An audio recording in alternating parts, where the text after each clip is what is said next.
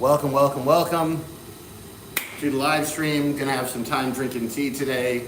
I'm a tea guy, Jesse. Hope everybody is doing well. We're gonna be coming in just a moment. If you're watching live afterwards, you're a real hero because you're the type of person who watches the live stream after I've done it, which is great because it's still cool stuff and it's great to be able to see everybody. Hello everybody from Mezeme Octavian, I believe. Say hi. JBY, some great people joining all over. For those of you who don't know, I am Jesse. I'm your tea guy. I lived in China for 9 years, 10 years, somewhere around there. Got big into tea while I was there, being able to hang out, and we're going to be answering some questions. And I guess we might as well get started right away. We have Instagram over here, TikTok over here, and YouTube over there. So if I'm moving my eyes around or answering other questions, that's probably why. I'm trying to get everybody done at the same time, which is great. So continuing forward here, lots of great people over here. Oh, you got lots of great questions going forward. We'll start out with Tristan, who asked, would I consider something old, a 20-year-old aged pu'er in bamboo, would that be considered old? It's old whether or not it's in bamboo. I mean, the bamboo doesn't affect how old it is. 20 years is pretty long aged. If it's bad tea, it won't matter that it's 20 years aged. Like, you know, the quality of the tea is still going to be the most important thing, rather than saying, like, for instance, how long is the aging for? Sorry, just affecting my thing over here. I'm trying to think if there's something going on here with the YouTube, because basically nobody has joined yet. But hopefully YouTube sorts itself out and we get everybody over here. D-Phone Booty asked, do I have dual citizenship? No, you actually apparently cannot be a dual citizen between China and the United States no matter what. It's not really a problem for me because China doesn't allow you to immigrate anyway. But it's a big problem for Chinese people because they kind of have to choose whether, if they live in America or grow up in America and maybe came from China, they eventually have to choose whether they want to be an American citizen or a Chinese citizen, which is kind of unfortunate. That's kind of too bad. Questions to Lurking Leopard. How are the tea squares that you used on the plane? That is tea resin, and that stuff is over here. I have a big bag of it, which is my sample bag that I took back from the tea mountain. But these are the tea resins, the little pieces of tea that you can. They're basically individually wrapped servings of very highly concentrated tea. There. So that's the way that it could work. Awesome. Bam, bam, bam.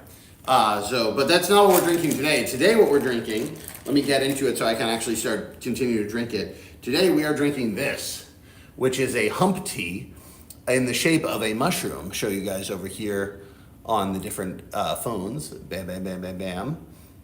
Bam, bam, bam. Very, very cool. The questions over here. The hump tea is a type of tea you often see, like pu'ers. It normally comes in these big cakes. So like usually it's pressed into a big circle. Here's another one. Sort of like, usually they come pressed into these big discs. But humps occasionally do happen. You can pack it either into basically something that looks kind of just like the top half of that, or you can add the hump part onto the bottom. And the main downside of these, I find, is that they tend to be very difficult to get. It took about 5 minutes of chipping to be able to get the tea off of here. Once it's opened up, though, it just looks like tea. So I made a video earlier today about the hump tea, and I was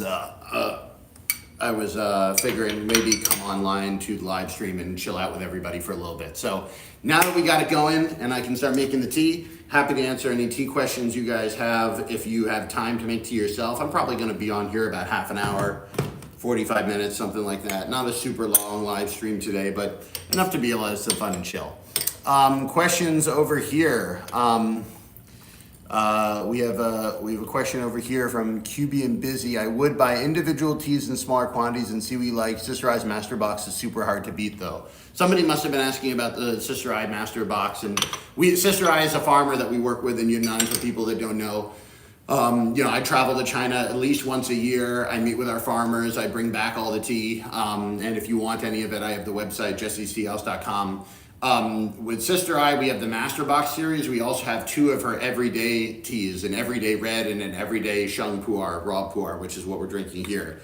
And those are a little bit more affordable, but they're all really good. You're not going to go bad with any of Sister I's stuff. So here we go. So this is 2009. This is aged, and again, I should say the reason they press the tea into this shape is for aging and storage and shipping.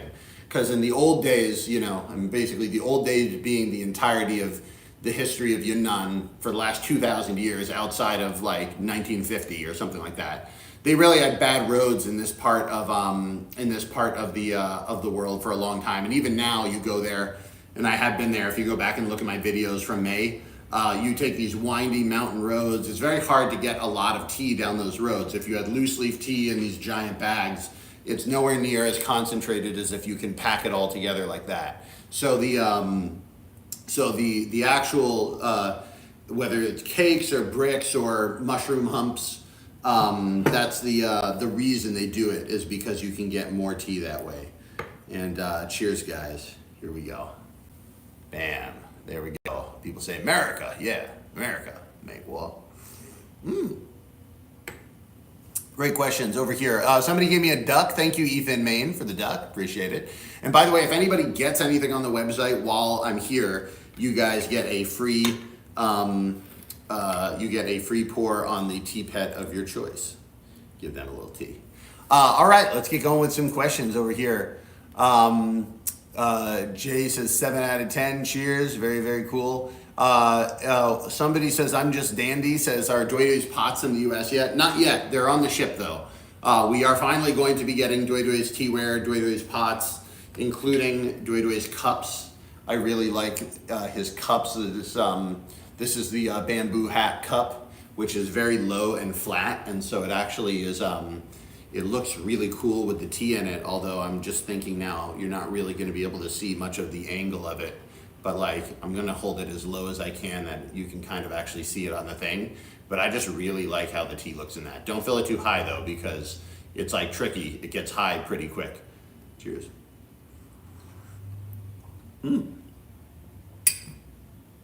Try to drink it too fast. Cool. Questions over here. Rumbraid says, I'm excited to do another live stream. I'm drinking a duck shit oolong. Very good. Do you think you'll get some Dunsholms on the site? Great question over here from YouTube. Yes. I would love to have some Dunsholm oolongs on the website. The problem is, when I went back to China this last time, Dunsholm was so popular that like all of these like not real tea people have like flooded into the space, and these people with no real knowledge of what to do, but they put together really nice branding material, have been basically bringing up the price of the Dunsholm oolongs. And so the result is there's a lot of stuff available that's like this good, but they want this much money. I actually think that like compared to the type of like tea you get in the West, which is this good, I actually think that's a good place to be if they weren't trying to charge that money for it. If anybody would be like real with me and say like, this is as good as it is, it's there, I'd be like, that's what I want. But they want like really high-end tea money for it. And I'm like, I'm not giving super high-end tea money for this tea that I think is just kind of around there. This is the benefit of having drunk lots of tea. You try all these different types of tea and you remember all the different farmers that you've dealt with in the past, and you're like, I know I can get better than that, you know. And so that's kind of, I'm still looking is the answer to that question, but we'll get to that. Thank you so much, Ethan, for the donut, and also Danielle for the finger heart. Appreciate it. Very cool. Got lots of questions over here on the YouTube. Somebody says the bamboo cup is awesome. Thank you. They're going to be really great. Rosie says, question, will this heat affect the tea during shipping? I don't think it's going to affect it that badly. I mean, another way of thinking of this is like, we don't have a choice. If you want to go to Yunnan yourself and keep it in a temperature controlled, unit the entirety of the time, you can get it temperature controlled. Otherwise, we kind of have to do the best we can. The place that I have in New Jersey where I have my warehouse is an FDA food facility registered place for storing food items. So the temperature never gets too hot, never gets too cold. When it leaves my warehouse to you guys, unfortunately, I can't tell UPS to do anything to it, but I don't think it's going to be that bad. It's all packaged. I mean, everything that comes on the site's in a bag that's heat sealed. So I mean, outside of extreme temperature or like, I'd be more worried about it getting crushed, but we generally find that that's not too big of a problem. So it's not too bad. Questions over here. I'm just Dandy on TikTok says I'm very excited for Sister Eye's aged white cakes. They're coming. I didn't share them. I got them yesterday. I have the final photos of our tea cake designs. So I'm going to be sharing that probably right after I get off the live stream. The design team has done a great job, I think. I'm like really excited to get people the cakes. So I just found we have a 2014-15 aged white tea blend that's coming, a 2008 aged white tea from Sister Eye, a 2020 Huang Pian, like golden cake pu'er, which is going to be on the site. And then also we're taking Duidui's tea coins, the individual coins that come in the cylinders. We're going to be pressing them instead of, these are really great if you want to try them or you want to take them on the go. We have them all in these individual mini tea cakes. But we're going to be pressing a 250 gram version of that same tea because some people really like the tea, which I knew they would. That's why I got it. And they're like, I don't really need all these tiny little coins. I want to use half a coin. I can't do that. So we're going to be making it in a 250 gram cake so everybody can get at that stuff. So that's great. Maria Beres says, your staff is awesome. I ordered a replacement part for my traveling tea set and then separately ordered an Anji red tea and they sent them together in one shipment. Thank you. Appreciate it. We're always trying to keep on top of stuff.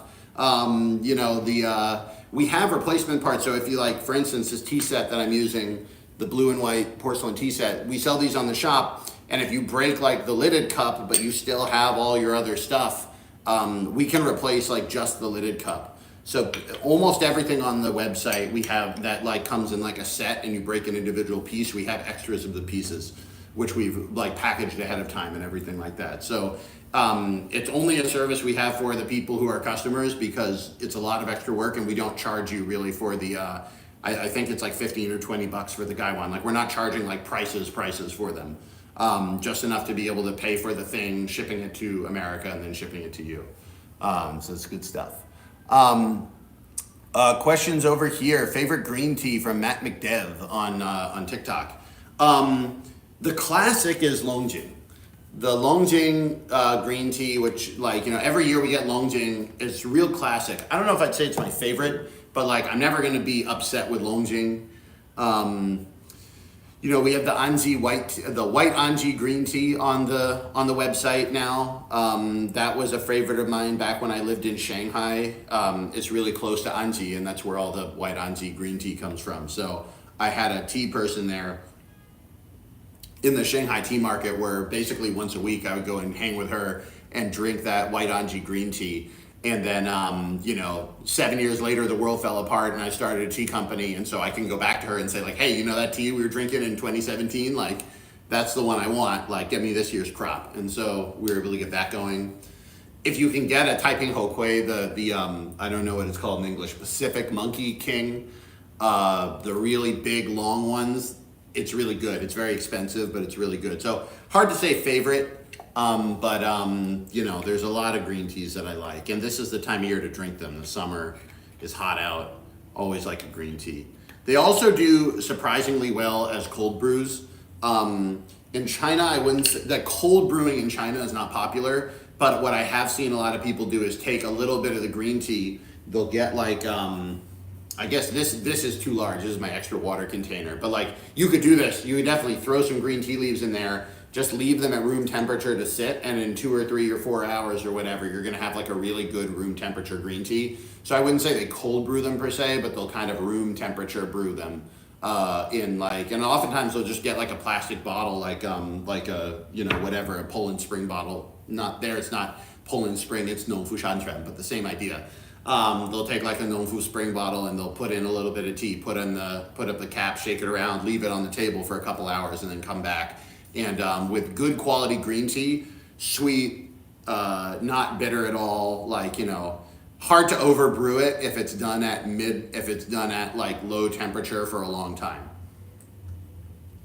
Cheers. Great questions, by the way. And by the way, if I missed your question, I do apologize because in the middle of answering questions, I can't get the questions. I also have a couple phones here running. So very, very good. Joe's Tea House says, is it worth paying 70-pound shipping for stone tea table? Only you know how much money is worth to you. Although I will say, I can't 100% promise, but we've been working on it all year. We're hoping to open up a UK warehouse before Christmas. So if you're like trying to do a Christmas gift, then if I can get the UK and EU warehouses open before the holiday season, then everything will be already in. You pay VAT as normal. It'll be like 2-day shipping to wherever you are, especially in the UK. It's all very close together. And in the EU, the plan is to open up a warehouse in the Netherlands. And it's taken a ton of time and energy and all this, like, honestly, I'm spoiled. I drink tea all day. So like researching European import laws and packaging regulations and writing the same label in 5 different languages and figuring out how to coordinate making an order in China and separating them to American and UK and EU piles so they can all be stickered with the right labels. This is a lot of work I would rather not do, but me and my team are taking it on so that we can give you guys better shipping. And we're not going to be raising the prices in Europe, I don't think, unless there's taxes in Europe I'm unaware of. But like, I think it's the way to do it. So if for those big heavy items, if you're worried about it, and you can wait half a year, we're going to have new tea table options and hopefully a lot of other stuff over in those new warehouses when it happens. So that's gonna be good. Joe says he was gonna get one for Christmas anyway. So yeah, so I'm gonna let you know my stretch date is October. We'll see if we can actually reach October. But in any case, I would love to be able to get you guys better shipping. That being said, if you have the money and it's not a big deal and you're willing to pay for the shipping, we can ship anywhere. And if you're not buying a stone tea tray, the international shipping is not that bad. Great questions over here. We have any more questions over here? Do you think, Josh Hawkins says, do you think tea is going to become appreciated in America like wine or coffee? How long do you think it's going to take? That's a great question. I think so. I think it's going to look like this. You remember how in America, when I was growing up, even though Americans love coffee, people drank Folgers. It was like a powdered coffee. It was probably not that good. I'm not a coffee guy. I'm guessing Folgers is not that good. And then there was a middle ground where people were like, let's have fresh ground coffee or fresh brewed coffee. They started caring about how fresh it was to brew it, or just having any sort of ground bean that was ground in front of them. And then it became, these beans come from a high altitude rainforest in Colombia. So I don't think we're going to get to here where I live, where it's like, these are Lalbanjang white tea from 2020. I don't think we're going to get there anytime soon, but I think that in the next 5 years, 10 years, I don't know how long, maybe 2 years if we're lucky, people are going to have to shift from like, why drink the worst tea in the world in a tea bag when I could get loose leaf tea? And I think that's going to be the next thing. People are going to say, I don't want junky tea, I want loose leaf. And then people will start to realize, well, what loose leaf is good. And just like once you actually see the beans and you grind them, you start asking where the beans come from. I think we're going to have that happen. It would definitely make my life better if I didn't have to, educate every single person in the world apparently about how tea works. Not only educate everybody, but there's a lot of tea knowledge and stuff like that we don't have right now. And if people are interested in looking, then all of a sudden there's obviously this amazing tea culture and all this amazing stuff out there. And so I think we're going to get there to answer your question. Very, very cool. Pterodactyl Podcast says, I'm drinking that. I didn't see what you said you were drinking, but if you are interested in having some tea, this is your call to action. Break out the hot water. I'm going to be here at least another half hour, I expect. And let's have tea together.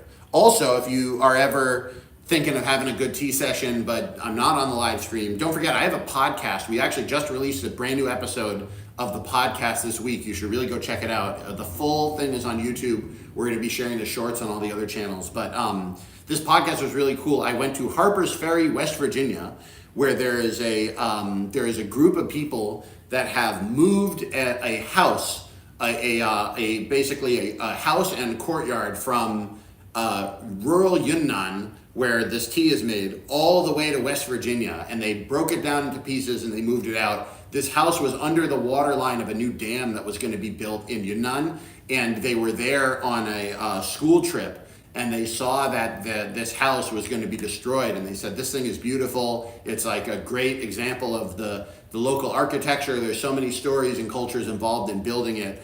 And they actually fought for it. They worked with the owner of the house, who was just going to lose his house, to deconstruct it and move it to West Virginia, where they set it up now as a cultural space. And they do food there. They do camping trips. They do like educational programs for schools. It's called the China Folk House. China Folk House. And if you guys look on my YouTube channel, you will see I have a new hour-long interview that I just made with the people who did it, where we drink tea and talk about how they moved a house from Yunnan and everything that went into it, who helped, how it happened. And also in a day or two, we're going to come out with a kind of like a tour of the house as well. And if you go on Apple Podcasts or Spotify, it's all there. So I worked really hard on this content. I flew all the way across the country, made this thing, edited the whole hour. Unfortunately, they never get any traffic for these videos the moment they're longer than 30 seconds. So if you are interested in that, it's actually a great thing to be able to sit down, drink some tea, kind of be at the tea table with us as we talk about that. I think it'd be very, very cool. Cheers. Lots of great questions over here. T asks opinions on duck shit fragrance oolongs, and thank you so much, Liam Elliott. Oh, Tom, what are you up to? I sent you. I need to call you after this for notes on your video. My good friend Tom Xiatian on the stream. You got to be here having tea, man. Why are you like hanging out with your family and kids? You could be here in my apartment drinking tea with me, Tom. What are you doing? Get in the car, drive over. I have nothing to do today. What was I saying before? Oh, somebody asked about duck shit oolong. I like duck shit oolong. I got a really nice one of it. I had a really nice cup of it in China, although unfortunately the people who were giving it to me wanted too much money for it, so I couldn't put it on the site. But it was like really crazily done, very high end sort of stuff, but it was really good. I like it. I think it's a good tea. It's got a funny name. I was tempted to put it onto the subscription box earlier, but the quality that I could get for the price that I pay for the subscription box was not really that high. And I think you would have enjoyed it, but anybody who's had other good duck shit oolong would be like, this is not the best duck shit I've had. And to be fair, you're not going to get that at the price of the subscription, but I want to get something that's like solid, that's like, yeah, I drink that every day. And so unless I feel like I can do that, that would be the thing. Questions over here. Really hoping to check that tea house, Castorigo. It's a great place. If you're ever in the DC area, it's not far from DC.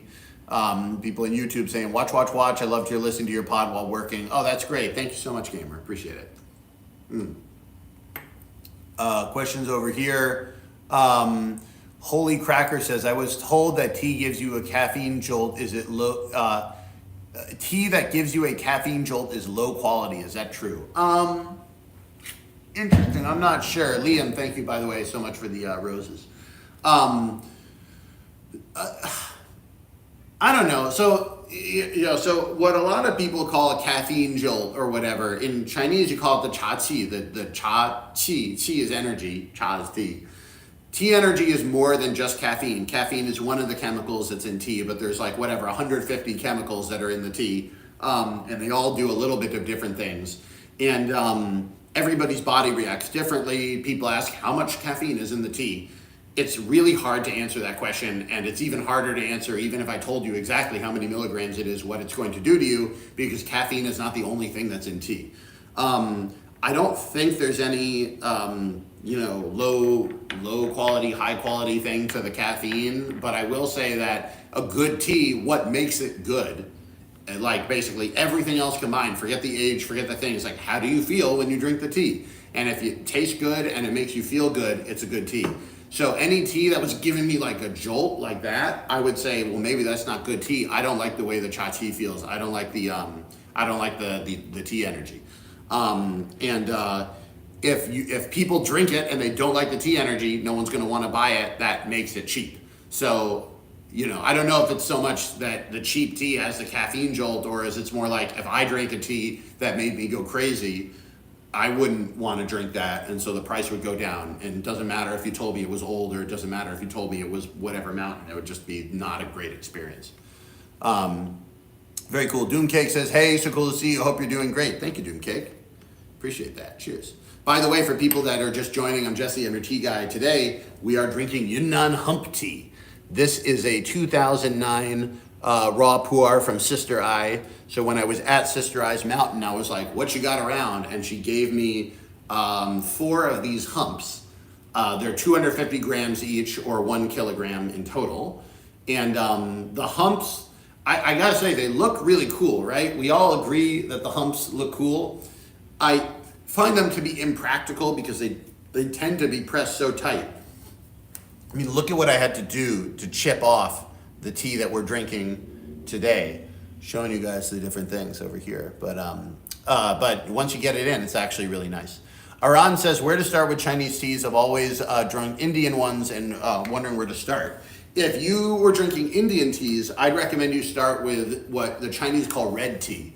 What the Chinese call red tea is what the Westerners call black tea. And what the Chinese call black tea is usually not, I've restricted. Somebody said, what the hell? What is going on? Somebody's saying that I'm getting I don't know, wait, TikTok should allow content like mine. What's the visibility restricted for 10 minutes? Dude, who restricted my visibility for somebody went on and reported the live stream on TikTok. Like, I mean, I don't know everything that's on TikTok, but I've seen a lot, and I don't think I'm the worst thing on TikTok. Just saying. Okay, I don't know what that is. Maybe it's a hater. I don't know. Do we have haters? Do we have maybe it's like coffee people? I don't know. Anyway, if anybody is offended by what they're seeing on the stream, you have to get stronger. Because this is not, the world is way worse than this. You gotta get stronger. Anyway, continuing onwards. Cheers. The gamer says, ooh, that's a beautiful hump of tea. I'm building a tong. I have 2 2001 Fooding White and 2 of Duedo's 2010 Show Pu'er. Can't wait to finish the 7 with the Sister Eye's white tea cake. If you can get those as well and you get 7 cakes in there, that is a real solid tea collection. You got a lot of different flavors in there. Cheers. Especially if you like the 2011 white, I think you're really going to like Sister Eye's aged white teas. Cheers. Questions over here. Uber Kaiser Sauce says, hey, I just want to appreciate the content, and no doubt it will keep getting better. Thank you so much. I really appreciate it. I'm trying. I'm making more content than ever. I have a small team that's helping me now. I have a part-time producer, a part-time editor, and a part-time social media uploader.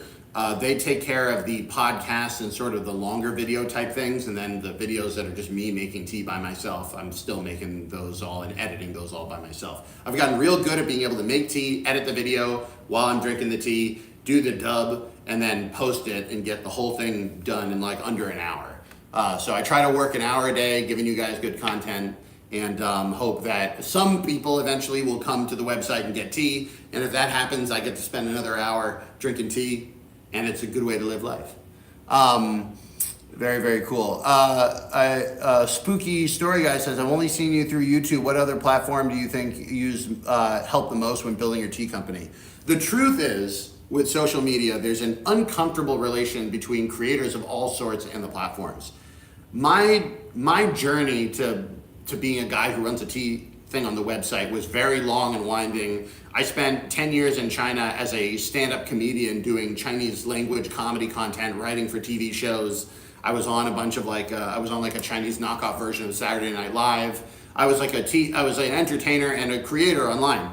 And I reached the point where I was getting, in some cases in China, hundreds of millions of hits. And I could not make a living off of the internet. I still had to grind and do live shows. And basically I realized it was like, okay, these platforms are helpful only insofar as it helps it make them money. if it's like they'll share the video if it's good, but it doesn't mean that every person who's sharing video is going to find a way to get paid, because they don't pay you for the clicks. And on YouTube, where you might actually get money for 400 million, that number is big. But like regular people, and if your video doesn't go mega viral, you're not going to be hitting these numbers. And so as a result, when I started actually selling the tea, I started making tea videos in January of 21. And then by the summer of 21, I realized like enough people were asking to buy the tea, and I was like, why not? I can help my farmers out. They don't export. I'll take care of the export paperwork, and basically be able to link up the Western tea audience with my farmer friends in China.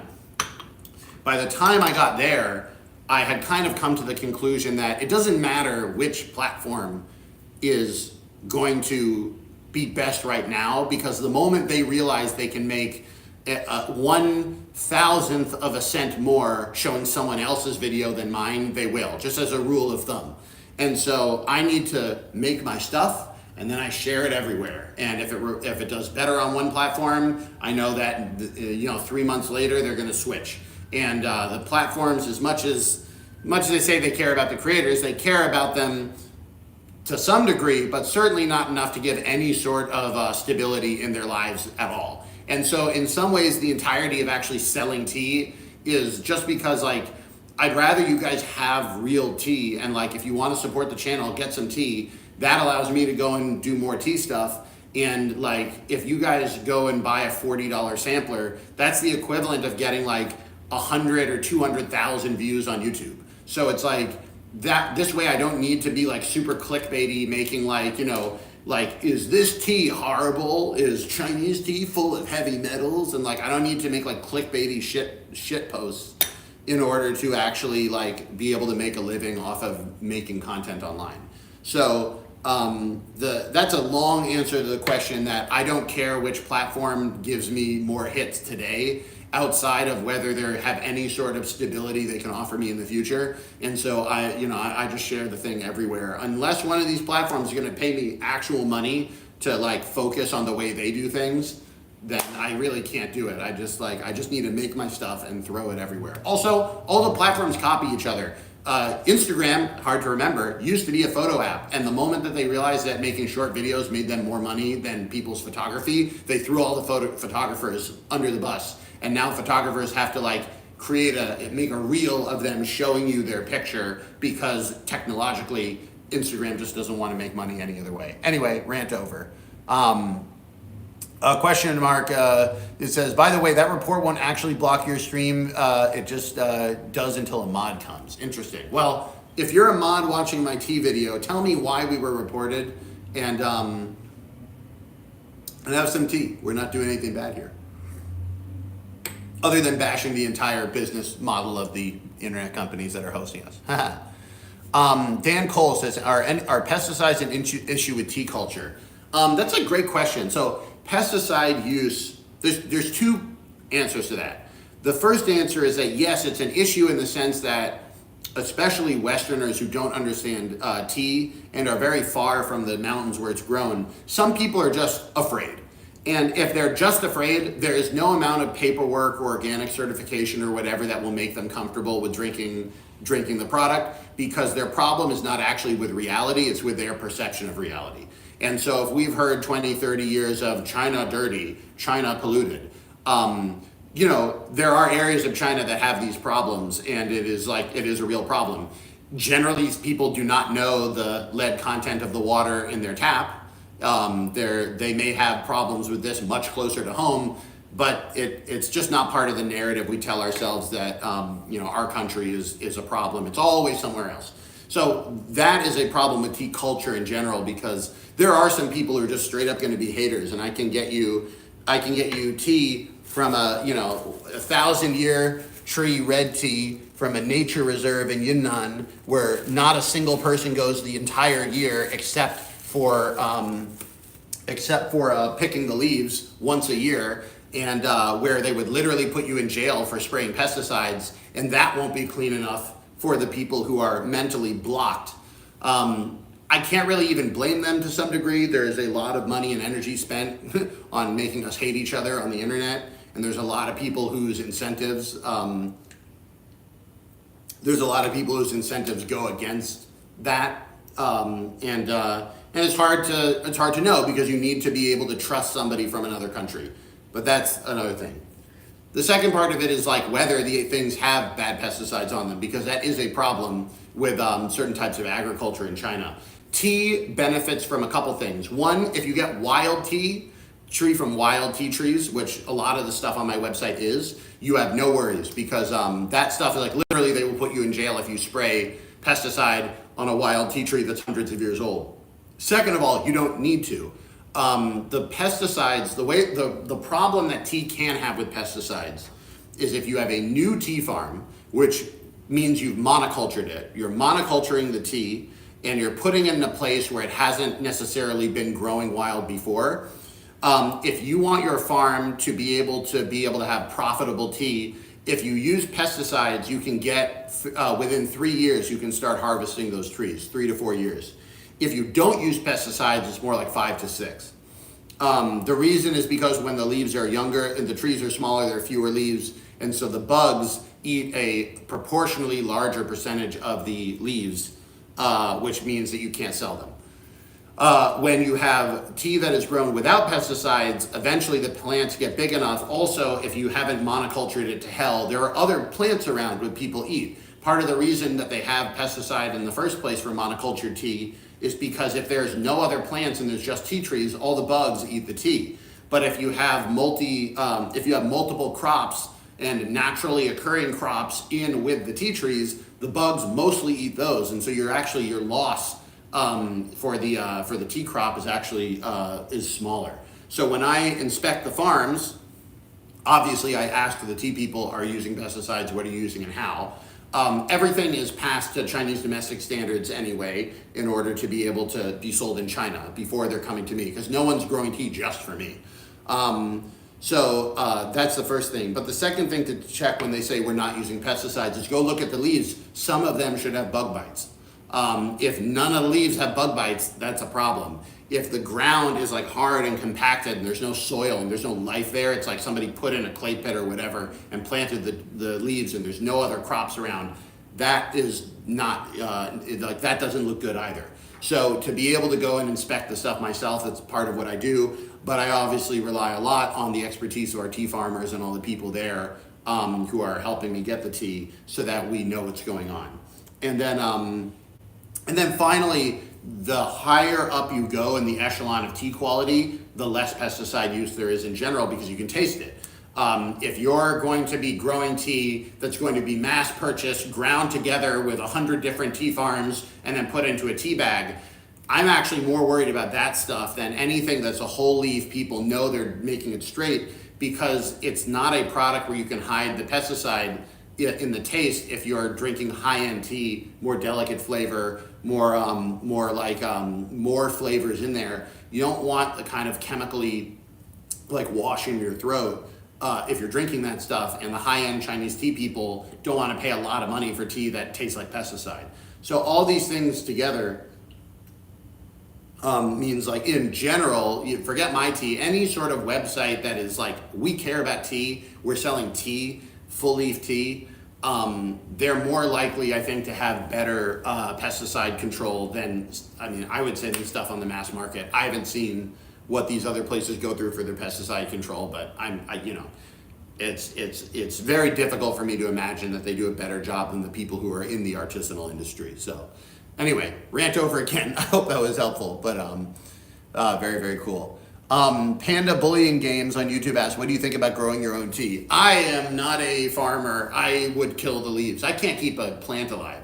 I have 3 succulents over there and they're struggling. And those things are meant to live in hellish conditions. And my apartment is apparently one of them because they can barely make it. What I am potentially looking into is whether I can find a partner in a tea area. A lot of tea brands in China, in order to continue to have a consistent supply, they will have a long-term contract with one farm and one farmer, and they'll say, I wanna like, 我要包你的茶园. I want to not isolate. What do you say? I wanna like I want to like license, like I want the rights to these trees. And I want to make sure for 5 years in a row, I want the rights to each of these trees. I agree to buy the tea at a certain price, and you know that needs to produce at least this much and at most this much or whatever. Like you can basically like get a special contract with a certain area. And so I've been thinking of maybe doing that so we can have our own tea farm. But I would not be growing it because I am not an expert, and I really want to leave that to the people who have been doing it for hundreds of years and know what they're doing. But I think that would be a lot of fun. What do you think about that? That would be cool. Very, very good. Umi says, is there a right way I was supposed to clean my wooden tea tray? Mine caught mold and broke. I'm sorry to hear that. If you want another, we have replacements. Just email tfriendsupport@jessieseals.com. That's tfriendsupport@jessieseals.com. We can send you another. For the basic travel sets I have, you definitely don't want to leave any water in the tray. You definitely don't want to leave large amounts of water on the top of it, whatever. When you're done, dump it out. Just give it a pat dry. The inside can have like residue of water, but like don't leave it in any water. Don't leave it in any humid places. Don't still have water in it. Pack it inside the travel case and leave the travel case unopened for 2 months. That seems like it's a good way to do. I mean, just basic kind of mold preparation. Bamboo is, I don't know, is bamboo wood? I don't know what it is, but it's like, you know, you leave bamboo out or stick it in a steamy condition, mold can grow.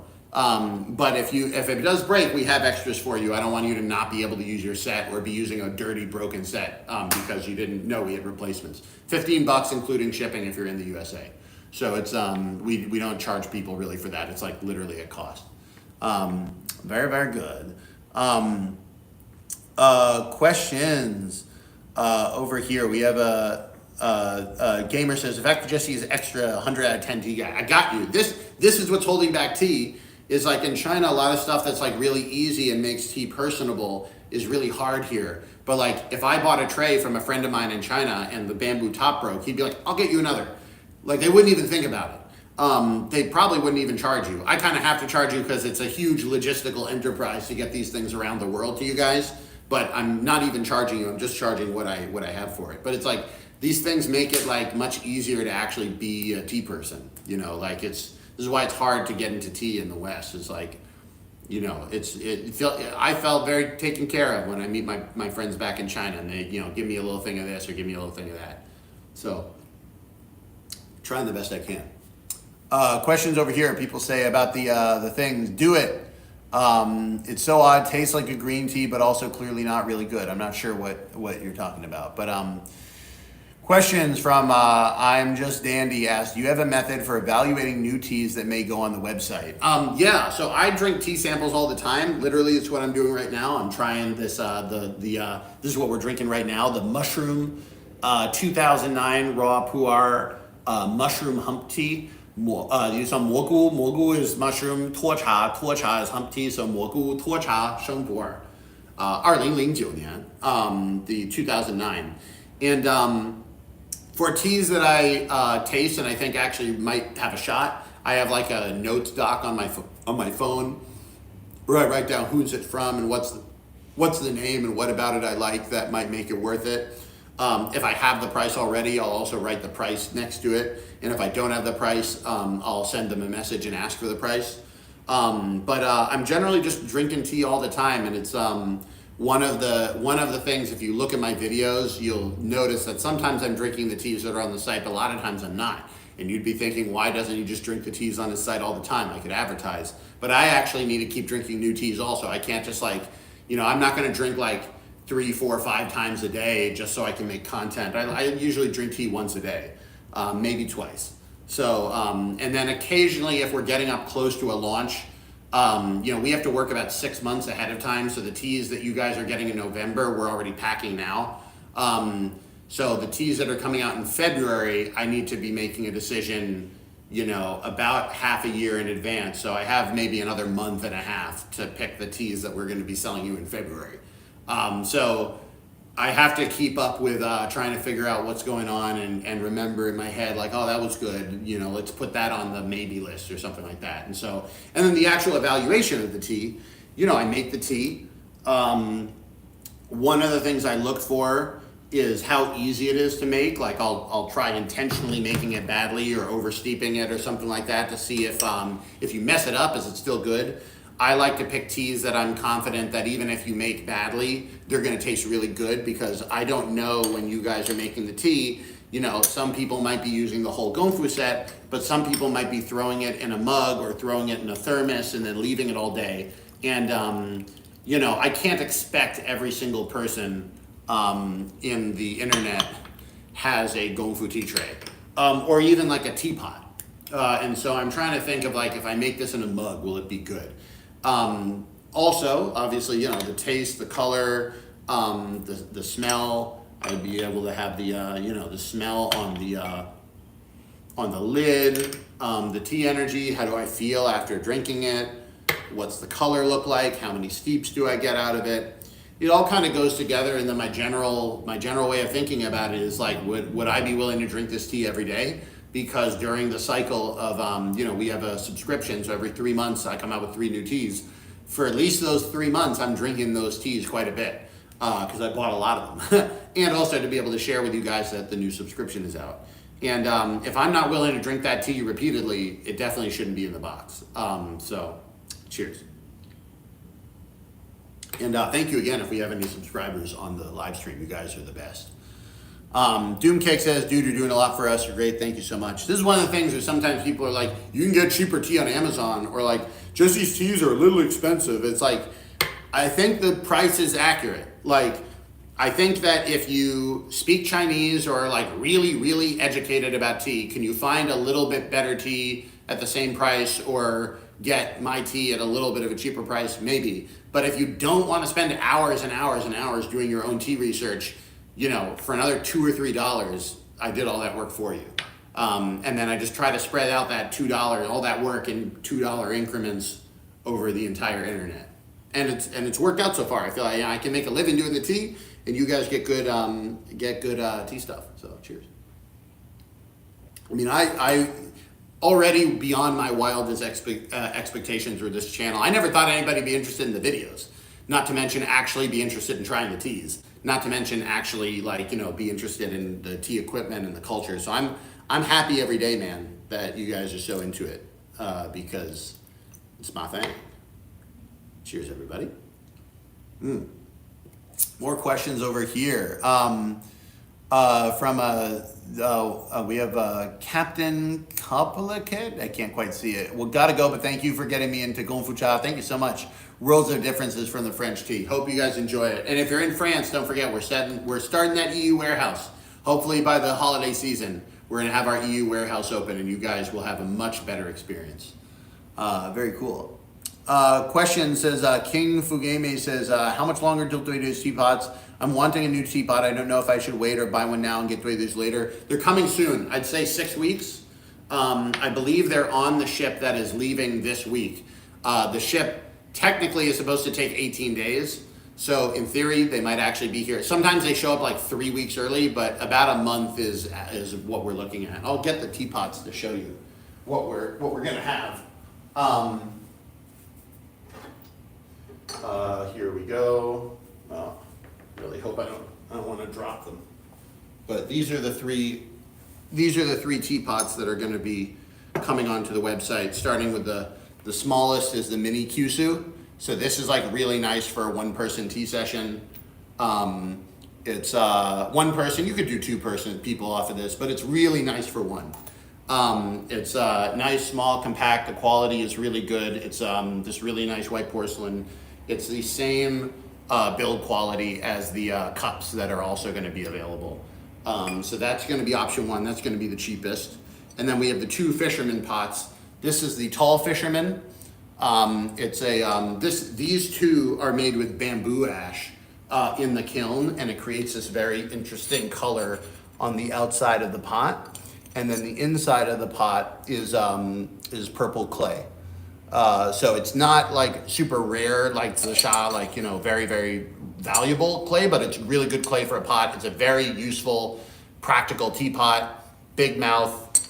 It's got a filter in there, if you can see the filter. I'm trying to see if you guys can make out the filter in there. It's got a filter. Very good practical teapot. And then the round fisherman, it's same sort of idea, unglazed on the inside, bamboo ash over here. These are really, really great. I encourage you to wait. The exact prices are not set, but they're not going to be crazy. Teapots go 100, 200, 300. It's going to be well under 100 for all of these. Maybe even closer to 50 than 100. I need to figure out the exact prices for each of them. They're all going to be a little bit different, but it's not going to be like luxury. It's going to be like solid. I want people to be able to have like a solid pot. It's so much better than to get like a good solid pot kind of around that 50, 60, 70 range than to get like a bad teapot for 20, never really like it, never really use it. Because when you're making tea, you rarely need more than one teapot. I mean, I'm a madman, so sometimes I'll be having multiple teas in one day and I don't want to wash out the pot or whatever. And so it's good to have multiple pots, but like, I think that it's going to be really, really good. So I would wait on it if you can. Hopefully 6 weeks, I think, is pretty safe. We'll probably have them in 6 weeks. And we're hoping to be able to get another shipment off in time for the holiday season. So even if we sell out now, we'll have them for the holiday season, because it's actually taken a lot longer than I wanted to get these out onto the shop. But they are coming. I'm gonna put them. I don't know if anyone can see them here. Can anyone see the pots if I put them there? They're kind of there. Anyway, great questions over here. People say beautiful. I want one for sure. Mary Jennings says, Jesse, hello Mary. Do you want 10,000 US dollars? Of course I do. That's very good. The Anji is so good. I love the Anji. I'm halfway through my own bag of the red Anji, the Anji red tea. And we have Anji green tea as well, which is super cool. Questions, how many milliliters are those pots? I think it's like 200 or 250. I don't want to measure it right now, but it's like around there. These are like 200 or 250. This one I think is like 100 or like 120 or something like that. We will have the exact sizes of them on the website. I have them on WeChat. I just don't know them off the top of my head. It's enough, I would say. Reboil the water over here. Great. You got questions over here. I'm just dandy. Do you ever experience palate fatigue? I don't know, man. I've never even thought about that. So maybe I have and I didn't even know. But I don't think so. Questions over here. Do you know of any shop that sells pu'er in Japan having a hard time finding anything here? I don't know. I mean, Japan obviously has great tea. The Japanese green teas. They make a couple red teas as well that they would call black tea. Or I think actually the Japanese also call it Hongcha or whatever the Japanese way of saying that is. But the answer is no. I mean, I've only been to Japan essentially as a tourist. And so if I went there to drink tea, I would drink the Japanese tea for funsies. But I don't speak Japanese, and so I don't have any special contacts in Japan, and I definitely don't know where to find Chinese tea in Japan, unfortunately. If you live in Japan and you want pu'er, I can ship to Japan. But I don't know where you'd get it in Japan. Very, very cool. Other questions? Very cool. The side handle definitely looks like the kind of size I'm using now, 165 milliliters. I'd say this is a bit smaller than that. I don't know. We could test it, but I don't think that's going to get to 165 milliliters. It's a small teapot. Questions over here. Somebody asked, Denial says, how do you know if the tea you're getting are good or bad? Well, to some extent, if you enjoy it, it's good. I mean, like, who's to say it's bad if you like it? Similarly, if somebody tells you the tea is really good and you don't like it, it's not good for you. So your personal taste is the place to start. Aspects a lot of people enjoy in tea will be good color, good fragrance, good tea energy, the cha tea. When you drink it, how do you feel? If it tastes really good going down, but it makes your body uncomfortable, that's not going to be good tea. If you drink it and you're like, I feel good. This is raw pu'er, so this is get up and go tea. This is energy tea. I definitely feel the energy.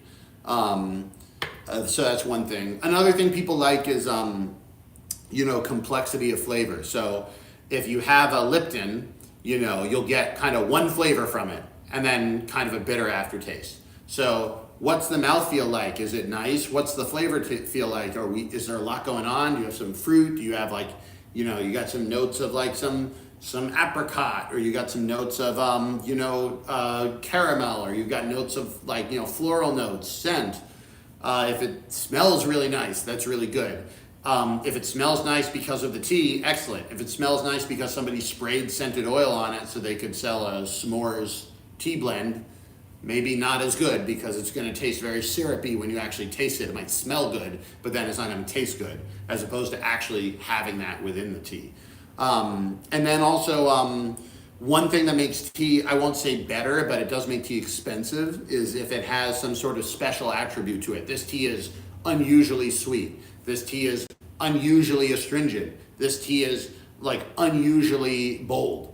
Like if the tea is doing something unusual, then people like me that drink a lot of tea will be like, well, I've drunk 100 types of pu'er and I've never had something that tastes like that. That's really cool. I'll spend money for it because it's different than everything else I have. So sometimes tea can be very good and cheap because it's good, but it's just not got anything unusual going on. It's not particularly anything. And so sometimes that's exactly what you need. You'd rather have more tea that's solid, that is not particularly anything. So everybody has different ways of deciding what's good for them. So those are some things at least I would think about. Very, very cool. Question, Minato Speed says yapping. That is exactly what I'm doing. Arveyan Mayer says, hey, I've been watching your videos for a while now. Always bring me comfort. Enjoy. Thank you so much. There we go. We're doing the good work. This is the thing, because I'm a comedian too. I do make a lot of comedy videos. I can make a lot more comedy videos if it was just aimless. But I like trying to find the way of like, doing some good with the comedy as well. So like, instead of just like ragging on people, like, are we laughing with each other or are we laughing at each other? Same sort of idea with the tea. Let's all drink tea with each other. Very cool. Rebecca Moore says, I'm lucky enough to have 2 Asian markets in town and have access to daily drinking quality teas. Are there brands or packages that are good/bad, clear containers, bad, all right, or good? I mean, I don't know all the brands that you would find in an Asian supermarket, but if you find a tea there that you think is like real solid, it's kind of everyday drinking tea, great. Like that's, I would put it this way: Western supermarket tea, Asian supermarket tea, any tea from like the actual tea market, which is to say not a commodified product that is shipped in like to 100 supermarkets around the world, but like actual kind of tea market tea, and then like good tea market tea. So the less good teas that you can get in a site like mine that are from the actual tea market are still going to be better than an Asian supermarket tea, because at the end of the day, even though it is Asian culture, they're less likely to mess up the tea. The like supermarkets run thousands of products, and like the people who buy stuff for supermarkets are like, can I get tons of it at a relatively low price? And that's what they're looking for. That being said, you're far more likely to find like the cheap tea in the Asian market will probably be loose leaf tea, whereas like the cheap tea in the American market is going to be tea bags and wacko stuff and like just like not, no bueno, as they say in Beijing. No bueno. Me vale madre. Here we go. Cheers.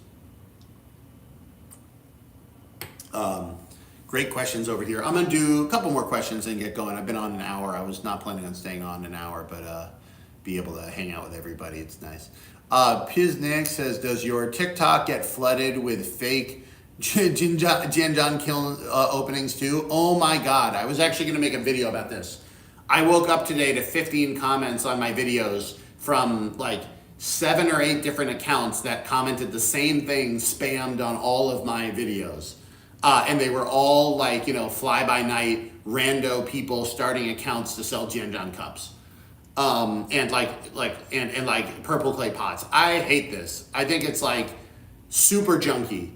There are all these different like Chinese vendors want to sell the tea, or tea and teacups. No problem with that. Instead of doing any work, they copy all of the tea videos from Chinese social media, flip them so it's not detected by copyright issues, upload them, and they'll upload it like a video of a master pot maker making tea, gets 5 million likes because it's beautiful. They stole it. And then they have a video, they have a link to their teapots, which are not, forget not being by the guy who made the video, they're not even close to the same quality. They might not even be the same material. There's like no, like, but like people see the video and then they're like, this guy has their profile picture as a teapot and their grammar is bad. They must be the real deal. It's like, no, not at all. Not at all, not at all, not at all. Rando might be good, has done nothing to show you they're good. All they've done is steal a video and upload it with some bad grammar. So like, this is like, I want to encourage tea culture, so it's not like I'm going to go around reporting all this stuff, but like as a content creator, it just kills me because all these people that made these really nice tea videos in China just have their stuff ripped off. And it also makes it a situation where like you don't know what you're buying, and so everybody's going to be like, oh, don't buy tea stuff on the internet, it's all junk, or like they charge like whatever $150 for a cup I know you can get in China for $3. Like it's like there's a lot of junko out there. So again, I actually think they're doing the right thing by trying to get on the Western social media and share the culture. I just wish they would create original content, explain what they actually know about these things. And if they can't do at least that, they're kind of polluting the space, in my opinion. So I would, and also the people that do it, again, to show that they don't really care about any of the content they're putting out there. As I said, there's like 8 different accounts that have different names, and they all just copy the same videos, spam the same videos, hope to go viral, and then all the stuff on their shop is not even related to the videos that they're stealing. So anyway, rant over. I had a couple good rants today. Heather says, please cover more of this stuff. I could go into some shit, man. I was thinking about making a video because Temu is destroying, like Temu is doing for everything on the internet that you buy what Uber and Lyft did for the cab industry. Undercut everything, destroy all the mom and pop, whatevers. Oh, they're making me drag a thing on TikTok in order to make this go through. They're undercutting everything with questionable quality products, destroying all the mom and pop actual people that like do porcelain or do everything. You make cutting boards, they're undercutting the cutting board people. You talk about like clothing, they're undercutting the clothing people. And when I was in Doha, in the city where they make 80% of the porcelain in the world, where we get our tea stuff from, I was talking to my porcelain manufacturers, and they all hate Temu because what they do is they go to the people and they say, we want 10,000 matcha bowls. And we want 5,000 of them up front, then you get your first payment and we'll pay whatever, $5 a bowl or $10 a bowl, whatever it is. And then they deliver the first half, and then when they deliver the first half, before they send the money, they're like, okay, new deal, we told you it was going to be 10 a bowl, it's going to be 6. So do you want to continue this contract or do you want to go? And now the factory owners are screwed because they've already sent 5,000 of them, so they could stop it and just basically give Temu 5,000 things for free, or they could just accept that they're going to lose money on the whole deal but get the money they were owed and then still have to make another 5,000 for less than they're actually making. And they're doing this with everybody because you could burn 100 factories this way. There's still going to be somebody who wants a big contract, and it's messed up. And so sometimes people are like, oh, your stuff is a little bit more expensive than I could find on Temu. I'm like, 1, I'm not screwing over my people, but 2, like I'm paying my employees American, like I have American employees, I have to pay them healthcare. I pay for healthcare for my Chinese employees. We have a warehouse in America so that you can place an order and it ships from New Jersey, so you get your tea within 2 days instead of waiting for 6 months or whatever, or getting it impounded at customs. Like there's a lot of reasons why the price is just a little bit higher, and I think it's totally worth it. And so like, I don't want to go on a rampage against Temu and get some really powerful people upset about me, but like, Temu's doing this for every product. They sell everything. It's like even worse than Amazon. So the like no one company can understand every market so well they can bring down the price of everything just by scale without doing some funky stuff.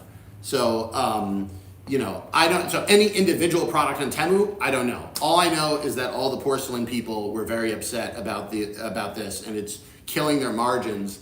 And it's really sad because their margins are like reasonably there. Like I work with a porcelain guy, we work with his factory, he sells me the stuff, I sell it to you. We've cut out enough middlemen that there is enough money for everybody here and people still get a good product. But like, if there's too many people that are just trying to like, you know, not stay in the middle there and they're just kind of lean on them, I don't know, man.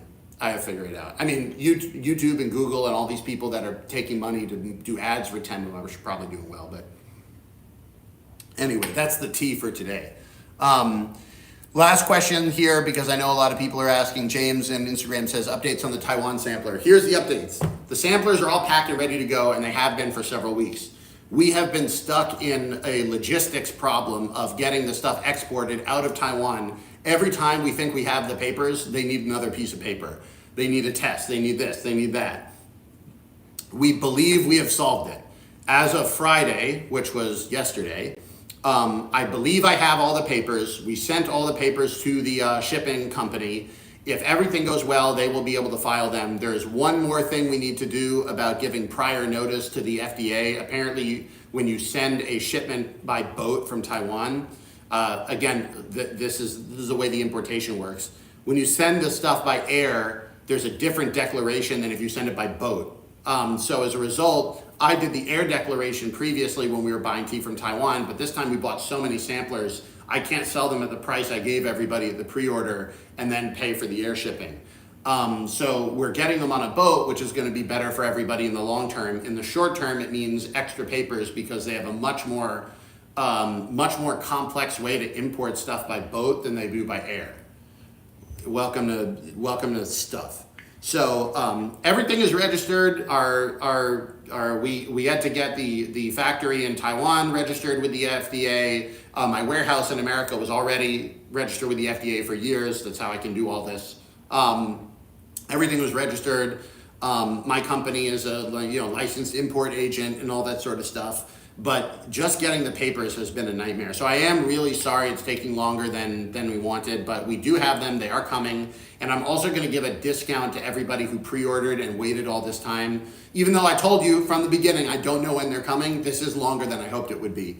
And it's like, it'd be one thing if there was a tea problem, it's just a shipping problem, which is like a nightmare. So I will be giving a discount coupon to everybody who did their pre-order and waited for either $5 or $10 off a restock of any of the oolongs. I need to figure out how much I can afford to give away because, again, it wasn't in the budget to have $5 coupons for everybody.